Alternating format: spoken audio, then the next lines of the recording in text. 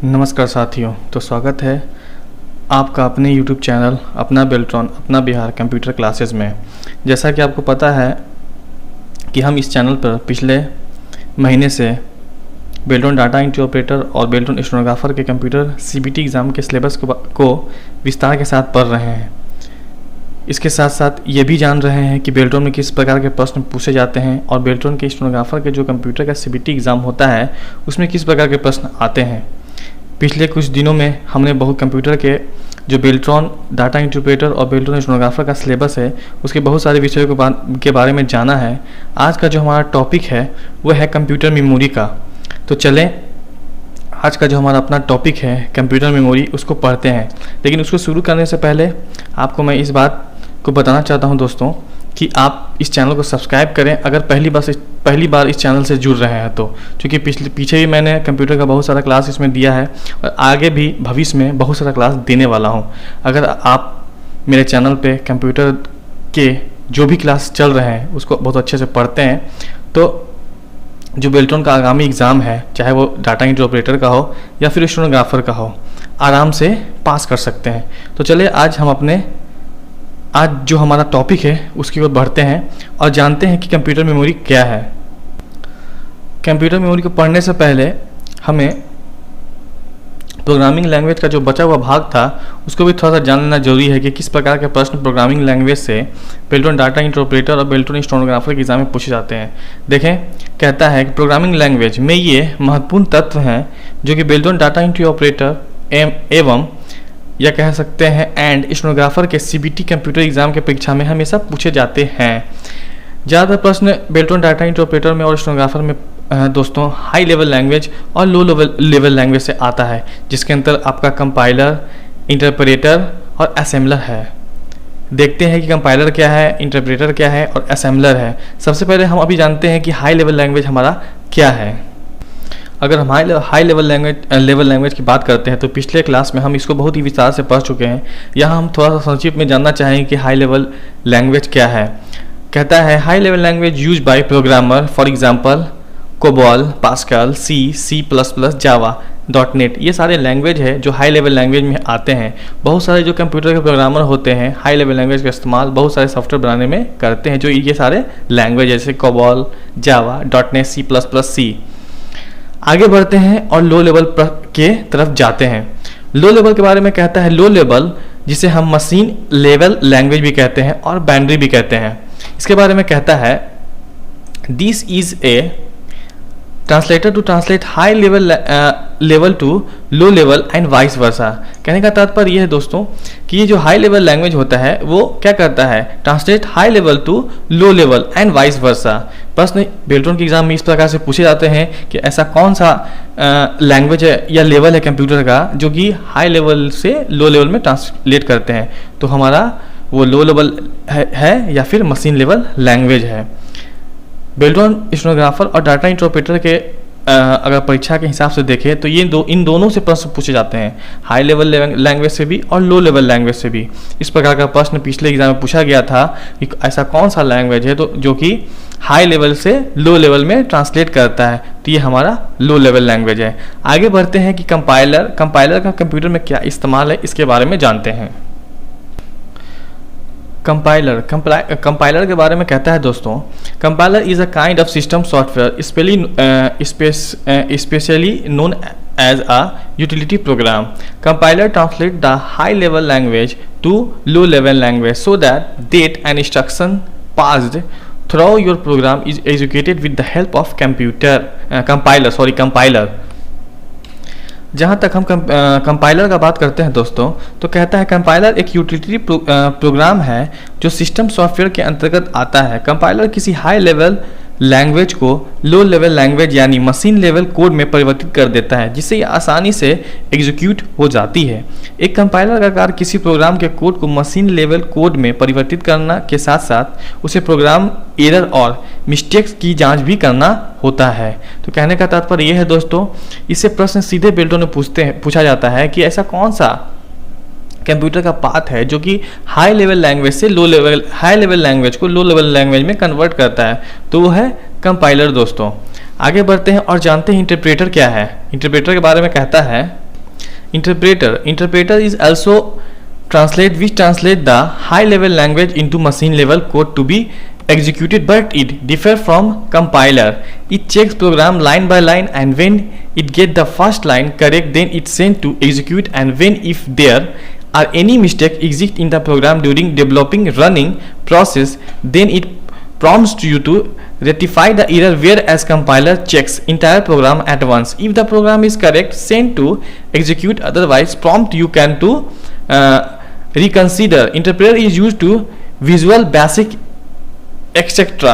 अगर हम इंटरप्रेटर के बारे में कहते हैं दोस्तों, तो कहता है इंटरप्रेटर भी कंपाइलर की तरह ही कार्य करता है। यह हाई लेवल लैंग्वेज को लो लेवल लैंग्वेज में परिवर्तित करता है, लेकिन यह कंपाइलर से थोड़ा भिन्न होता है,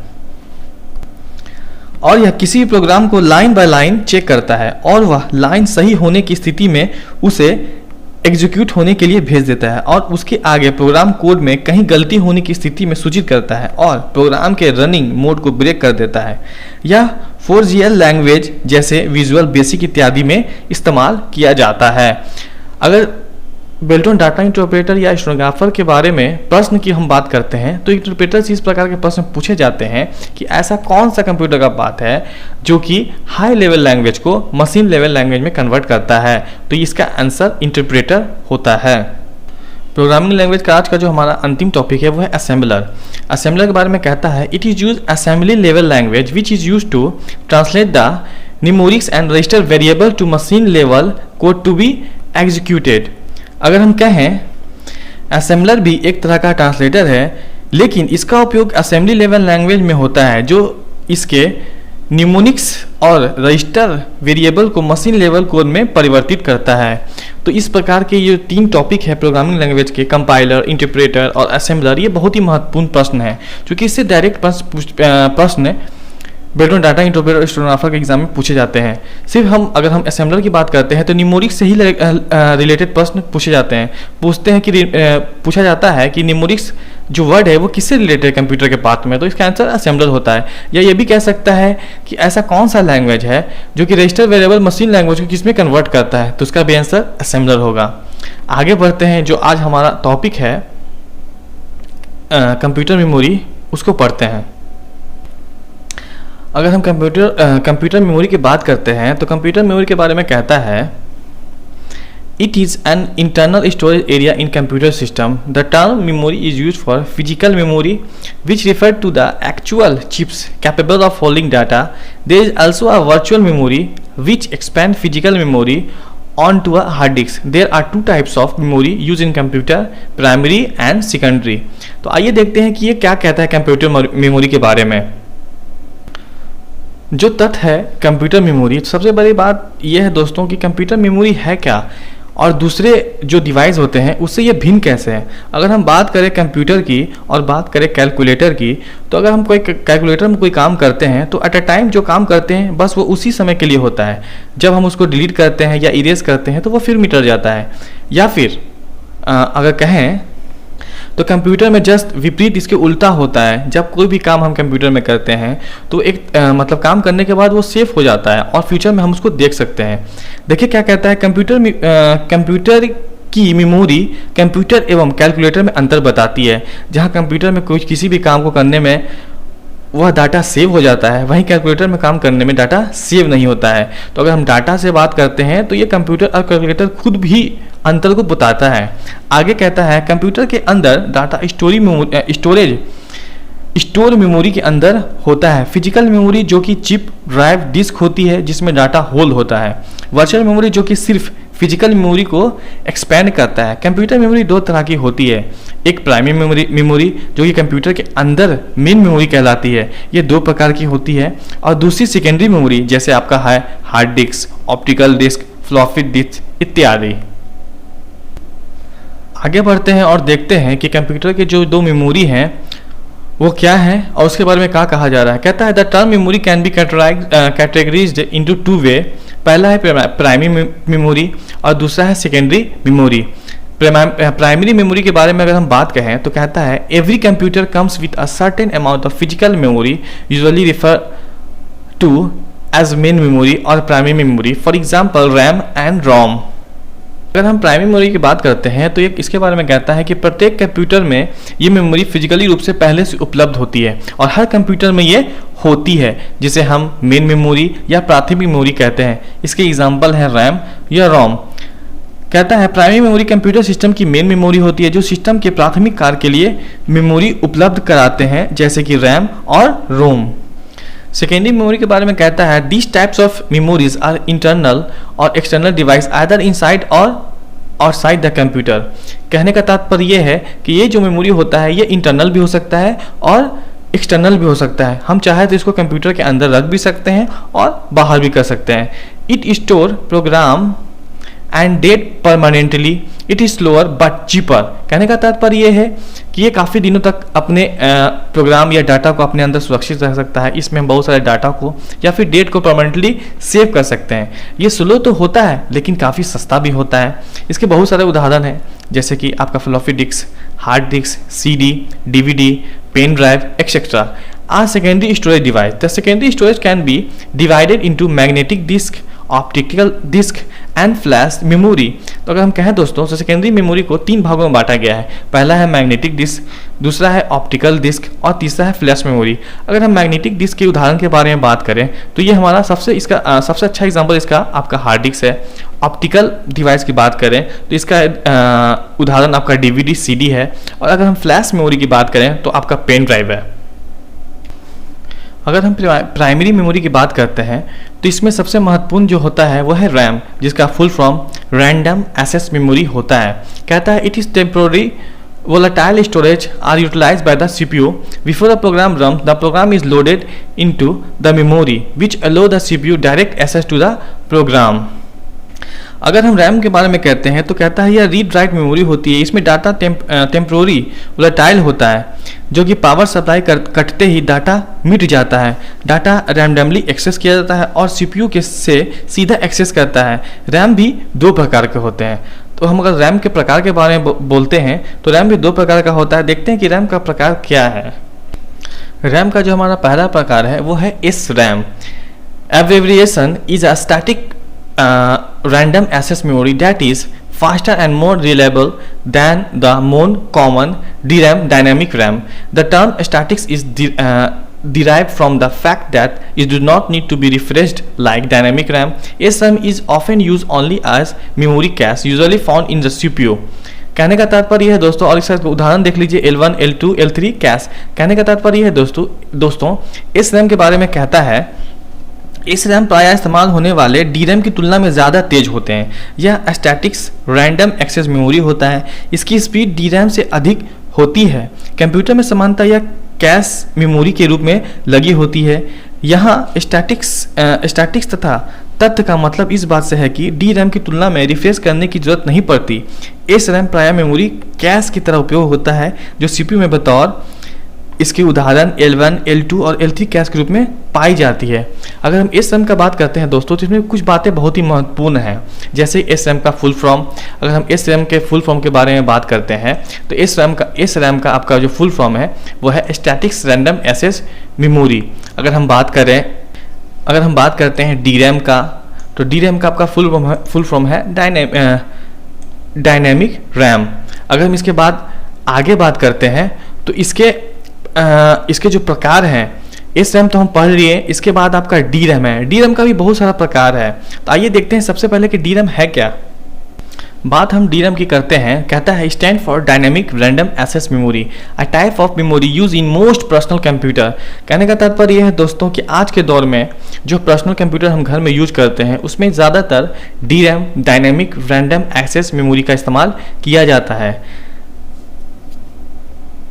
अगर हम DRAM के बारे में ज़्यादा जानने की कोशिश करते हैं तो DRAM के बारे में कहता है DRAM एक तरह का रैम होता है जो आजकल पर्सनल कंप्यूटर में ज़्यादा इस्तेमाल होता है। इसके कुछ प्रकार हैं जो कि निम्नलिखित है। यह डायनेमिक रैंडम एक्सेस मेमोरी होती है। यह एक इंटरवल के बाद खुद ब खुद रिफ्रेश होती रहती है। तो आइए देखें कि DRAM का हमारा क्या प्रकार है और ये कितने प्रकार के हैं, प्रकार के जो प्रारूप हैं वो क्या क्या है। सबसे पहले है HDRAM। तो देखते हैं कि HDRAM क्या है। HDRAM के बारे में कहता है दोस्तों stand for synchronous DRAM, a new type of DRAM that can run at much higher clock speed that conventional memory HDRAM actually synchronize itself with CPU। सबसे पहले अगर हम बात करते हैं HDRAM की फुल फॉर्म के बारे में, तो कहता है सिंक्रोनस DRAM। उसके बाद अगर हम देखते हैं कि ये क्या है, तो इसके बारे में कहता है दोस्तों कि यह सिंक्रोनस डायनेमिक रैम होता है। यह एक नए तरह का डायनेमिक रैम होता है जो तुलनात्मक बहुत तो तेज कार्य करता है। HDRAM वास्तव में CPU के साथ सिंक्रोनाइज हो जाता है। तो HDRAM के बारे में इतनी बातें हैं।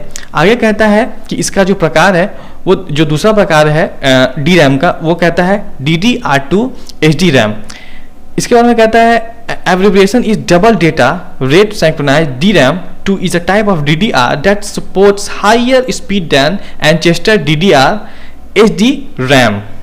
अगर हम संक्षिप्त में DDR2 HDRAM के बारे में जाने, तो इसके बारे में कहता है कि यह एक DRAM का प्रकार होता है जो HDRAM की तुलना में ज़्यादा तेज होता है।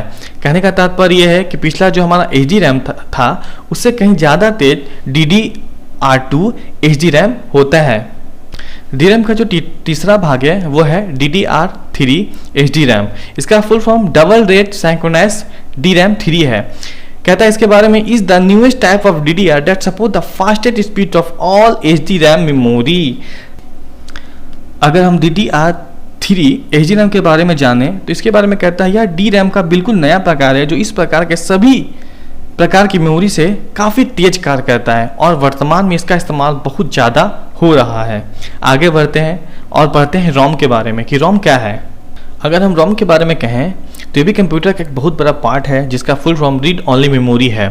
Computer always contain a small amount of read only memory that hold in instruction for starting up the computer. Unlike RAM, ROM cannot be written to. It is non-volatile, which means once you turn off the computer, the information is still there. कहने का तात्पर्य कि ROM के बारे में कहता है computer में कुछ सॉफ्टवेयर के रूप में डाटा चिप के स्टोर रहता है। ये चिप मेमोरी होती है जिसके डाटा को यूजर सिर्फ पढ़ सकता है, इससे कोई चेंज नहीं कर सकता, इसलिए इसे रीड ओनेल मेमोरी कहा जाता है। मॉस्क रीड ओनेल मेमोरी के निर्माण अपने बारे में लिखता है। जैसे डेल के कंप्यूटर में ऑन करने पर डेल का लोगो आता है तथा अन्य कंप्यूटर संबंधित जानकारी रोम में स्टोर होते हैं। रोम के अन्य प्रकार होते हैं जैसे कि पीरोम, ईपीरोम, ईईपीरोम आदि। बायोएस बेसिक इनपुट आउटपुट सिस्टम भी रोम ही होता है। तो कहने का मतलब यह है दोस्तों कि रोम एक प्रकार का ऐसा मेमोरी होता है जो कि कंप्यूटर में हमेशा के लिए सेव होता है। जिस भी कंपनी का हम कोई भी प्रोडक्ट यूज करते हैं, मान लेते हैं कि हम सोनी का टीवी खोलते हैं, जब कभी भी उसको हम ऑन करते हैं तो सबसे पहले सोनी लिखाता है, या फिर मान लेते हैं कि एलजी का अगर मॉनिटर यूज करते हैं तो सबसे पहले एलजी लिखाता है, उसके बाद कंप्यूटर ओपन होता है। तो रोम जो होता है ओनली, इसका फुल फॉर्म जो होता है read only memory, just like उसी की तरह काम करता है। रोम का जो पहला प्रकार है वो है पीरोम। इसका full form programmable read only memory. A PROM is a memory chip on which data can be written only once. The difference between a PROM and a ROM read-only memory is that a PROM is manufactured as a blank memory, whereas ROM is programmed during the manufacturing process.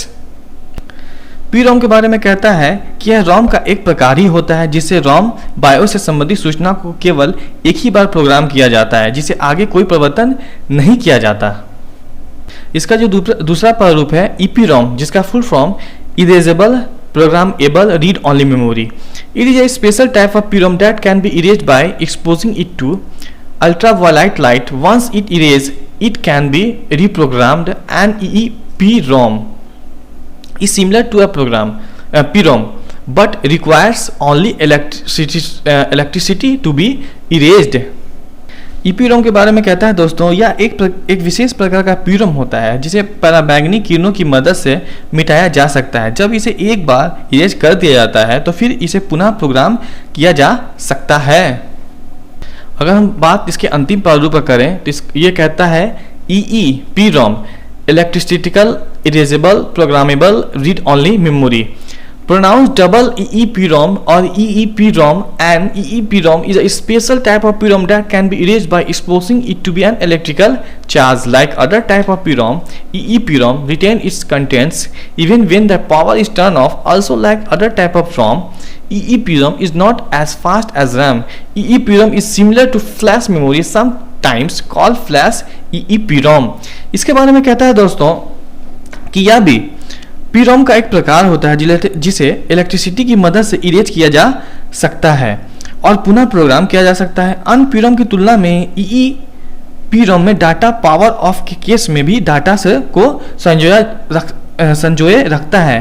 RAM की तुलना में ये उतना तेज नहीं होता, पर यह flash memory की तरह पूरी तरह कार्य करता है। तो आज की क्लास में दोस्तों कंप्यूटर मेमोरी हम पढ़ रहे थे, लेकिन कंप्यूटर मेमोरी का आज हम जो इसका पहला पार्ट है प्राइमरी मेमोरी, उसी के बारे में जानेंगे। क्योंकि इसका जो सेकेंडरी मेमोरी है ये भी पार्ट काफ़ी बड़ा है दोस्तों। अगला जब हम क्लास लेके आएंगे तो हम कंप्यूटर मेमोरी के सेकेंडरी मेमोरी के बारे में जानेंगे। आज के लिए इतना ही दोस्तों। तो मैं आपसे ये फिर कहना चाहता हूँ कि लगे रहें दोस्तों और मेरे चैनल पे पूरी तरह से बेल्ट्रॉन डाटा एंट्री ऑपरेटर और स्टेनोग्राफर की परीक्षा की तैयारी करते रहें। जब कभी भी एग्ज़ाम होगा आपको ये क्लास एग्ज़ाम को पास करने में काफ़ी मदद करेगा। अगर आप मेरे चैनल पे नए हैं, फिर मैं एक बार आपको कह देता हूं दोस्तों, तो मेरे चैनल को सब्सक्राइब करें और वीडियो पसंद आता है तो उसे लाइक करें और दोस्तों को शेयर करें। इससे क्या होगा दोस्तों, आपका तो भला होगा ही, इसके साथ साथ जो आपके दोस्त भी होंगे उनका भी भला होगा। तो इस प्रकार मैं लास्टली यही कहना चाहता हूं दोस्तों कि मेरे चैनल पे बेल्ट्रॉन डाटा एंट्री ऑपरेटर और स्टेनोग्राफर की तैयारी करते रहें और जब कभी भी एग्ज़ाम हो अपना ज़िंदगी को आगे लेकर जाएँ। आज के लिए इतना ही। एक और बात दोस्तों, अगर आपको मेरा यह वीडियो पसंद आया है और आप आगामी बेल्ट्रॉन डाटा एंट्री ऑपरेटर एवं बेल्ट्रॉन स्टेनोग्राफर की परीक्षा जो कि 2020 में आयोजित होनी है को पास करना चाहते हैं, तो फिर मेरे चैनल को सब्सक्राइब करें, वीडियो को शेयर करें, वीडियो को लाइक करें, वीडियो को एक दूसरे के साथ साझा करें और अपनी समस्याओं को कमेंट बॉक्स में दर्ज करें। आपका अपना डिजिटल साथी मोहम्मद तनवीर हसन।